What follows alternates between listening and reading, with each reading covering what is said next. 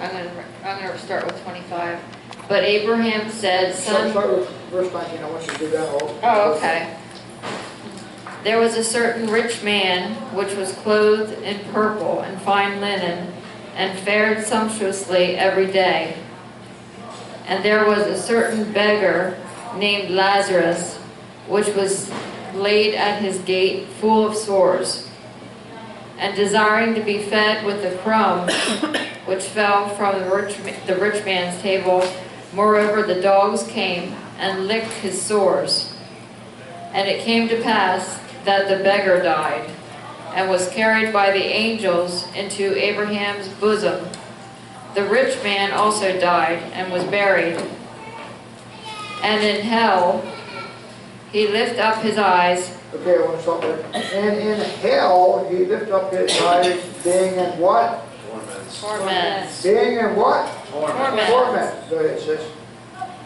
And seeth Abraham afar off, and Lazarus in his bosom. And he cried and said, Father Abraham, have mercy on me, and send Lazarus, that he may dip the tip of his finger in water, and cool my tongue, for I am tormented in this flame. For I am tormented in this what? You know what tells me? Hell has flames in it. And if any of you say, well, that don't worry me, well, I'll tell you what. I'll go out here and go to this hot grill and turn the grill on. Let me see you put your hand in. See if that ain't torment. Somebody say, man, your flesh cooking, burning, but you can never die. So, go ahead. But Abraham said, Son, remember that thou in thy lifetime receivest thy good things, and likewise Lazarus evil things. But now he is comforted, and thou art tormented. What? Thou art Tormented. tormented. There's 3 times. Go ahead.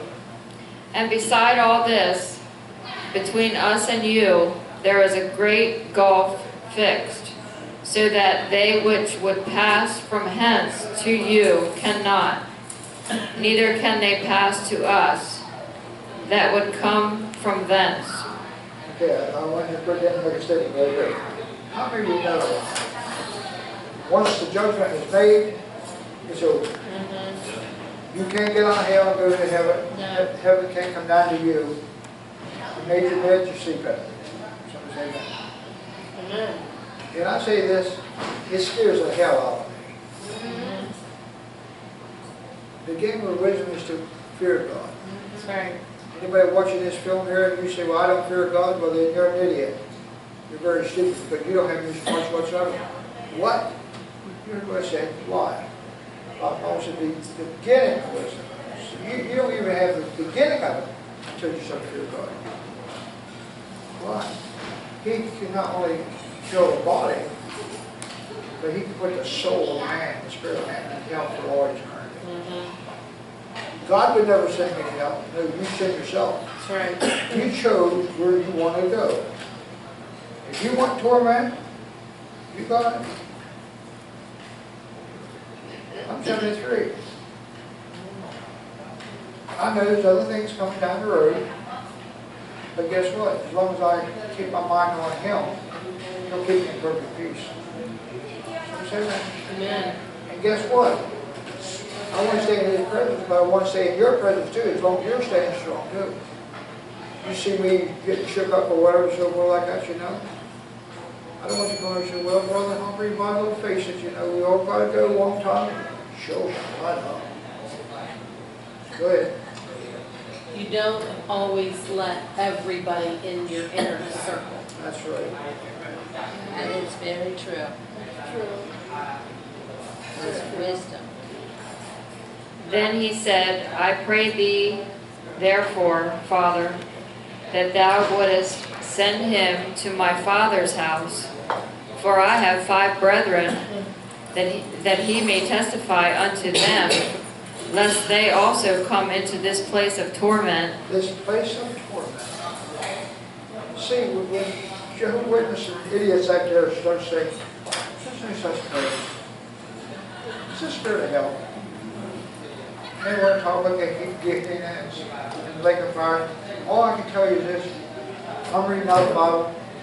Jesus did not just make up a story, just make up a story. I've heard people say, just made up a story to fill out pages in the Bible. I don't think so. He's just telling a true fact here. He said there was a rich man. He said there was a poor man. He gives the names of them. And he tells them what. Yeah. What I say, you give the names of them, you name the one. But he was a poor man that makes it heaven. The rich man, all we know is he's rich. But either way, we know this. One goes to heaven, one goes to hell. And guess what? He's still there. Who's still there? The rich man and the poor man. Oh, They're yeah. one place or nothing. Oh, yeah. Amen. There's no turning back. No. Good turn back. Good. Abraham saith unto him, They have Moses and the prophets, let them hear them. And he said, Nay, Father Abraham, but if one went unto them from the dead, they will repent.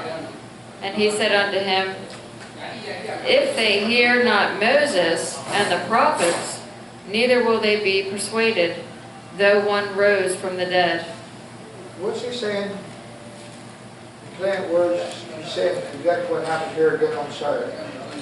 There's some people, no matter what you say, they're not going to receive it. So Jesus said, you ended up in hell, you have 5 brothers, and they're going to end up in the same place as you, because even the emotions of somebody raised from the dead, they're not going to hear it. They're playing lunkheads. I talked to a woman over at the flea market for years. And she said, oh, I know you love me, I know you love me. And you want to get me saved. You walked in and she said, oh, here's my husband, here's my husband. And she walked over to her husband and she said, this is brother, sister, Humphrey. They want to get me saved. They want to get me saved. And I just thought, I said, are you going to heaven or hell? He said, I'm in hell now. I've been in hell and I've been in heaven. I said, buddy, I don't waste your time with you. I said, you're being an ignorant jerk. I said, you're talking like a fool. I said, you haven't been in heaven, you haven't been in hell. I said, let me describe hell to you. I said, hell is this, a place of weeping and gnashing teeth, like day and night forever and ever, with the flame so hot that it's burning. Have you been there? Yes, and then I told him about heaven. There's no peace, no pain or suffering, no sickness, so like that. And I started talking to him. So please be quiet. Why? Because he wasn't receiving anything I said. I turned around to his wife, and I said, his spirit is so bad to you, your husband, your son. You don't want to hear it.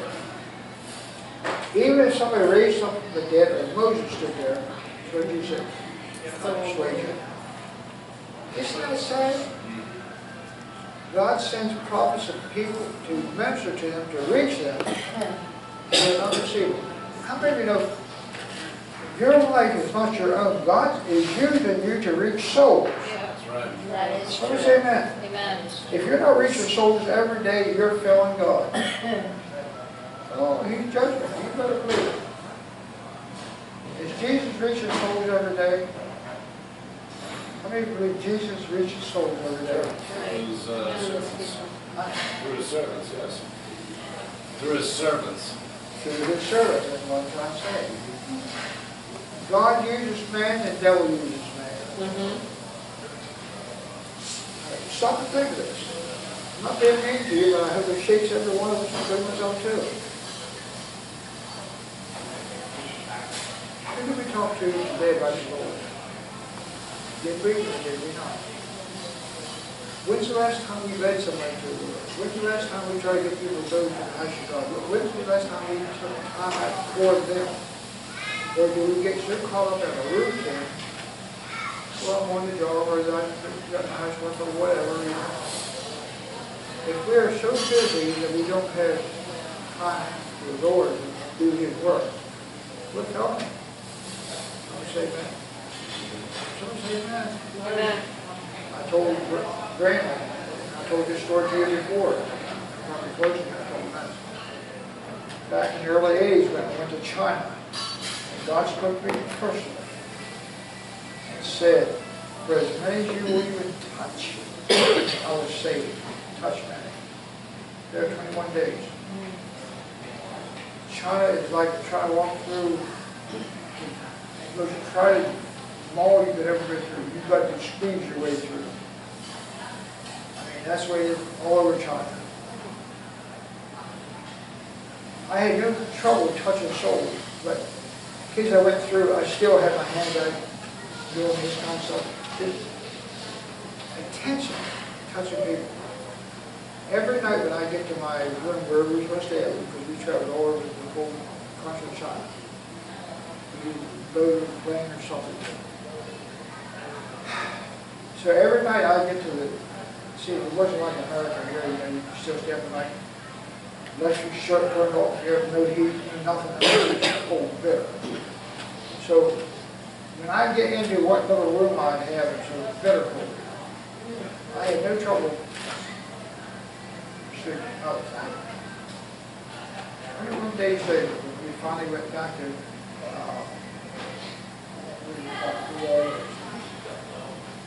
and that jet took off.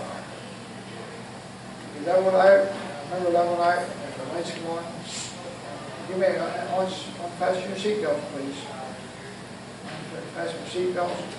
Took my seat. See all this here. I took my seat, made it back that little sport board over there. It was on the right hand side. And I looked down in China as we were flying to China.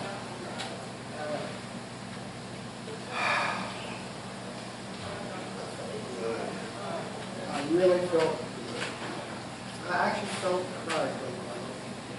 like I had done a great work for God. In other words, I could have crowed a little bit, but I knew I touched thousands of souls. So I think I touched thousands of them. And the Lord says, I'm very displeased with you. I mean, that's shocking words to hear. I'm very displeased with you. And I just sat there, stunned. I don't know how long I said it. I went, what? And the Lord said again, I'm very displeased with you. I was just shocked. I just sat there. And he said, I told you to touch many. You touch few. Listen to this. He said, if you really love me, what's the first great commandment? Love the Lord God. He said, if you really love me, you would love the people. You would have run until you could not stand up, touch a soul. I broke in and cried. I said, just cry, just cry. And then how long I was crying. And the Lord spoke these last words. Just because you're satisfied with your Christian experience does not mean I am. How many of us are really, talk to you right there watching this, how many of you are satisfied with your Christian experience? Does that mean he is? Brother Humber, you believe God is satisfied with the way I am?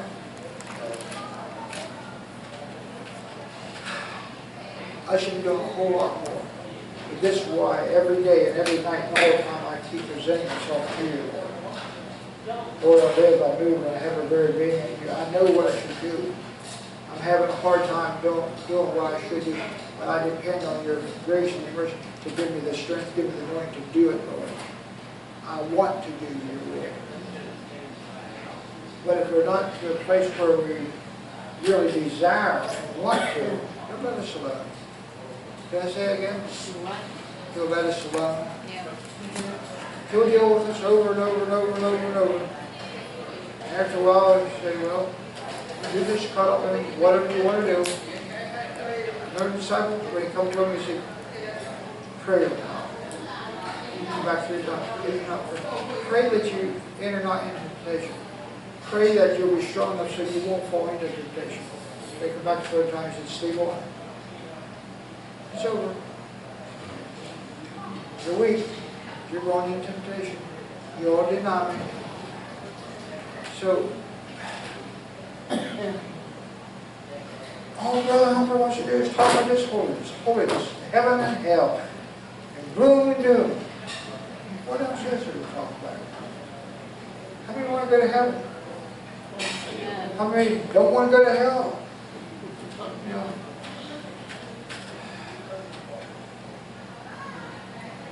I get played out, but I got to keep on. My wife, she said again today, we went someplace and she said, I'll be so thankful when all this is over. I'll be so, she hasn't gave up, she's still looking. Come on. You get tired. So what? You get tired of it. You get tired of it. But one thing she hasn't done, she hasn't gave up on her. That's right. She still has faith. So what? You can't give up. You can't do it. But how many know You have Never to. win, never quit. Brother Humphrey has, through the years since I've been a Christian, up to here a couple years ago, I get so aggravated, I said, that's it! I'm done! I'm done! And I never shouldn't say it, I said, I didn't mean that, Lord. But at the moment, am I the only one like that? Quitters never win and winners never quit. That's right. Yeah. Is it? No, Am you're I not the the only only one? one. You're not. You're not alone in that. No, I told him I felt like the one in the Bible where he went, oh me, I'm the only one going through this and sat underneath the tree and cried, didn't he? Yeah, Elijah. Yeah, and I said, but we're not. Because you get around a lot of people, even Christians, they're going through more hell. Sister Joan, in Revelation And they love 14:11. Jesus. They love Jesus. Revelation 14:11. Yep, a lot of people. Gotta close. I mean, that's why they keep looking in here. It's only 8:15. Oh, I can see that. It's actually closer to 8:25. So what? Yeah, they said as long as we're out of here by 9:30, that's what they told me. So what? As long as we're out of here by 9:30 is what they told me. Okay. All right, See, one 14. thing, the Bible shows us that how we're actually well. You can't take advantage of somebody because of a big deed. So I'd like to try to at least get at my quarter till, including even a little country club fans. Because those girls are nice to us in there and they're working their way and so forth. They do everything they can to keep them off back there because they're really bad for us. But, you know, they're not getting no bonus from any of us. No. So they're being good to us, we have to go to them too. 14 what? 14:11. And the smoke of their torment ascendeth up forever and ever. They have no rest day or night, who worship the beast in his image, and whosoever receiveth the mark of his name. Read it one more time. The smoke of their torment. The smoke of their torment. How many of you know that means they're burning? And they never get done burning. And they never burn out. So they're burning, smoking. The smoke of their torment. Go ahead. And ascendeth up forever and ever. Forever and ever. And they have no rest. Oh, I'm sorry. I cannot. Nobody can. Understand You forever. can't Forever. comprehend I want to say it again. God is righteous and true. But eternal damnation seems so hard. It is hard. You say God is love and He is love.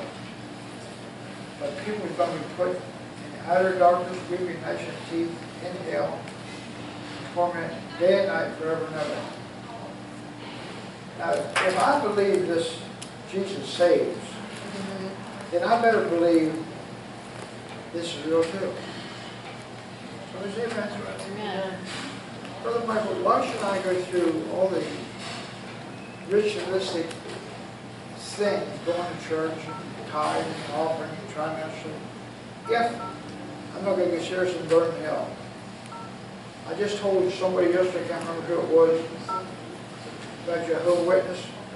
Jehovah's Witness tells you this: 144,000 is going to heaven. And it's only going to be 144,000, which is their main leaders. The rest of them don't go to heaven. They just live here on earth like we do, and they just die. You go to the grave.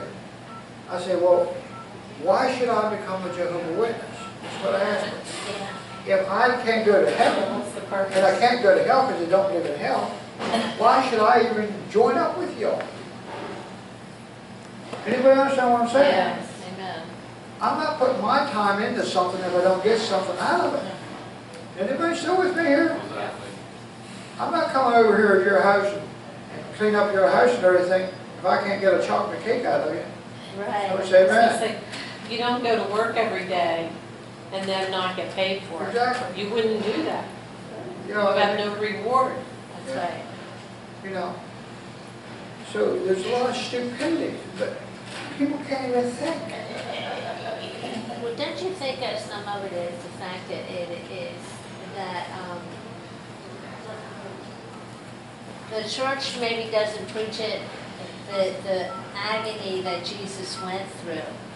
I think if people really realized, really had an idea of what he truly suffered, then maybe they would be more apt to want to walk in holiness.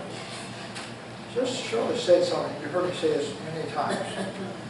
There's never been a picture or a drawing of the crucifixion of Jesus like he looked. He was undescribable.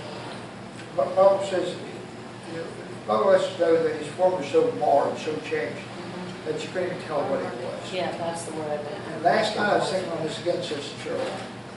And I said, why don't somebody do it? And the Lord started telling me about me doing it. Oh, because when I was younger, I could paint and draw, and because of stone. You know, I could do a little bit. But I can see in my mind's eye a glove hanging off of the cross, a glove. You can't even tell what the glove is. You can't tell what's the head. You can't tell what's what. It's a glove. I mean, the arms, so it's a glove. Right.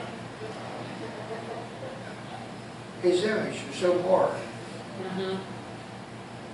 His vesture was shaking. The vesture means here's a form of a man, but you couldn't even tell it was a man. So His beard was yeah. not plucked out. His face was torn off. It tore the beard out. And so forth. You got to remember, the people that was crucifying him was demonic. They were demonic.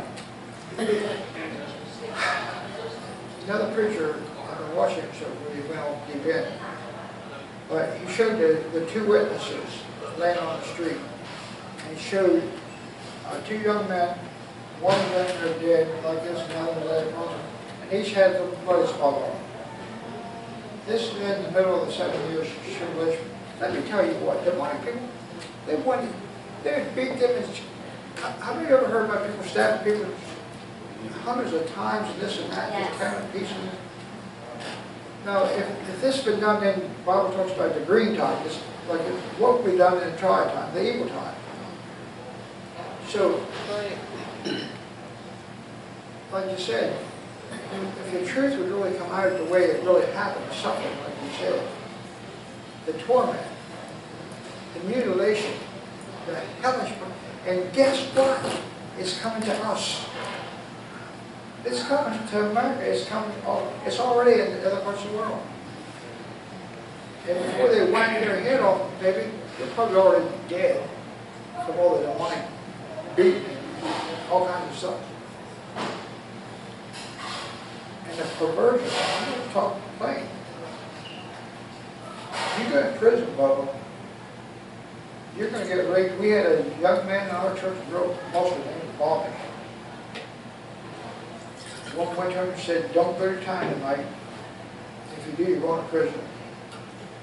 He went to town that night, and in that bar room, he shot his own dad.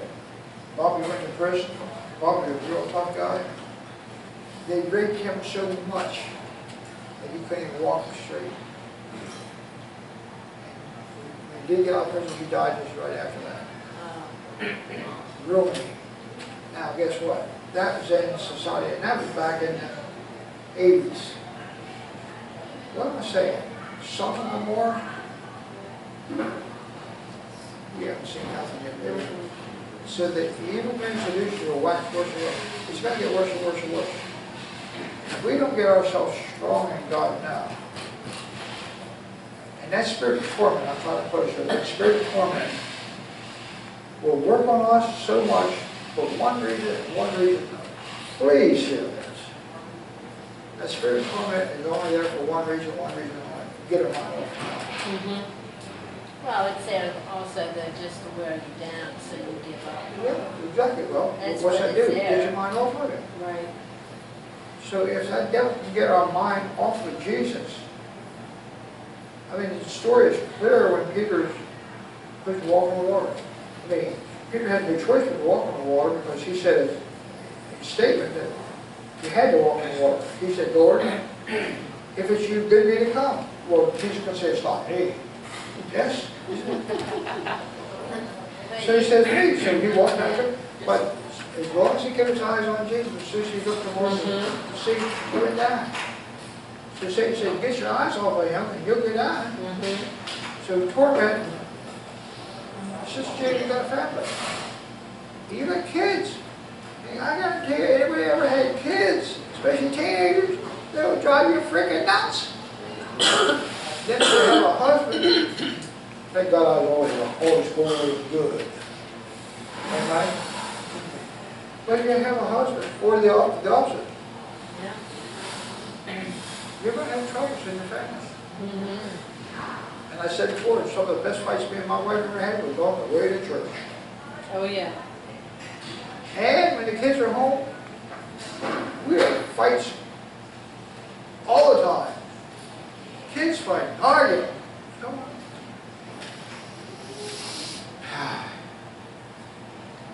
What time is it? The one close to that Hebrews real quick. Brother Michael was in.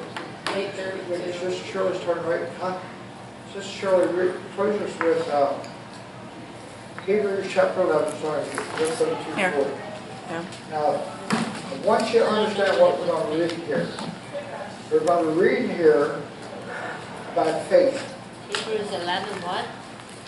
Hebrews 11, starting verse 32. 32. Now, we're talking about faith. How many of you know without faith it's impossible to please truth? God.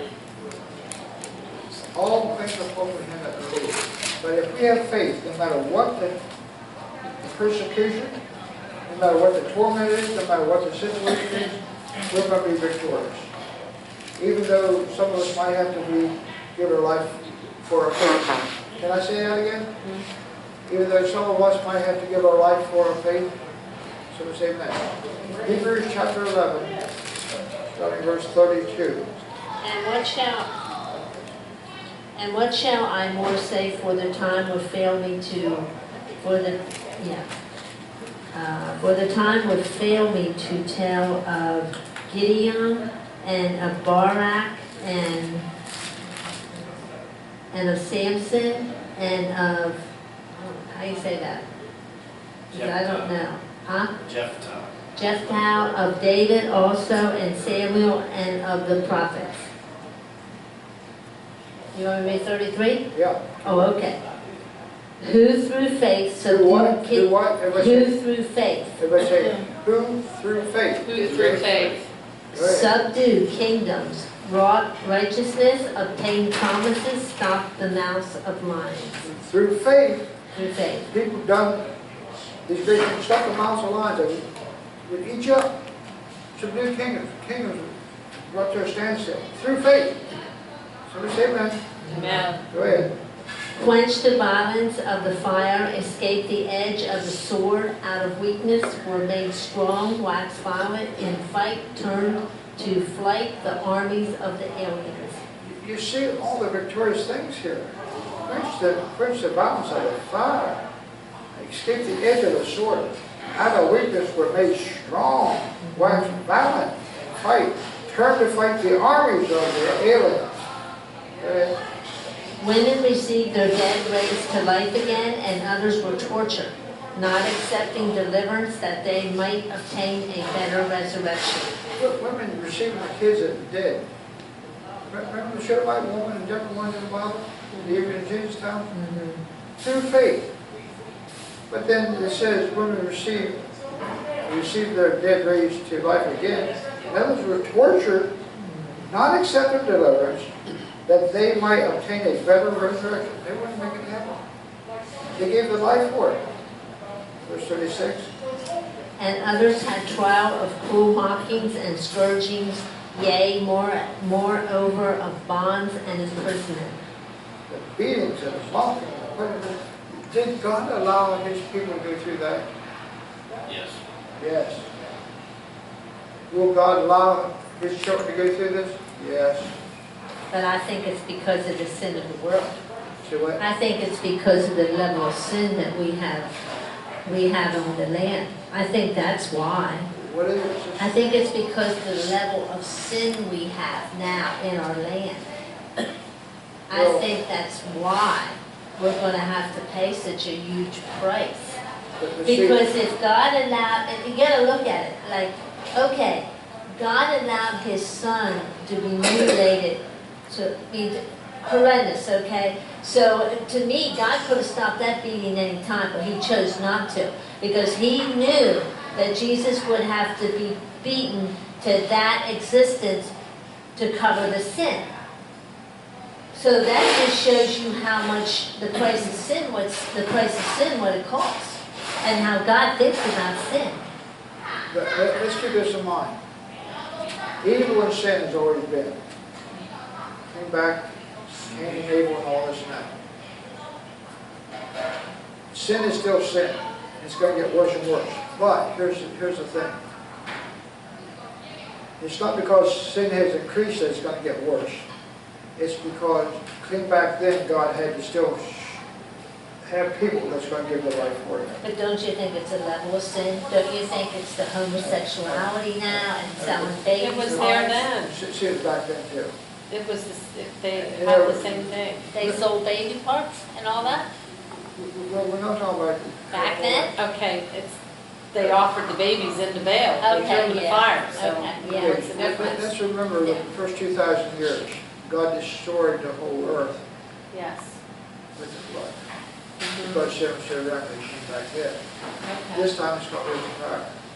So sin is always going to be.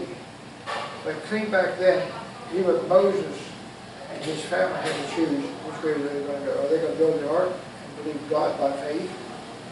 Or are they going to turn and look at all the rest of the world that said, you don't want nothing to do with it? Well, you're bad.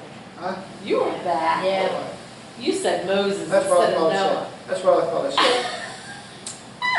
And if I said, I said Moses. But anyways, I paid attention.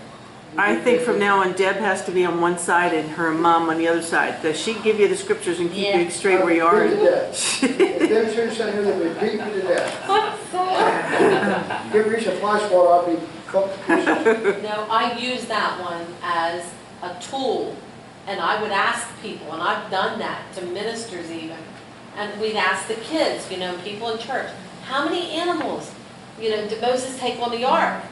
How many kind of what?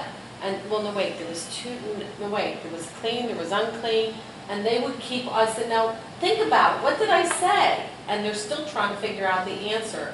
And then I say it again, slower. I was down in West Virginia preaching one And they time. get it.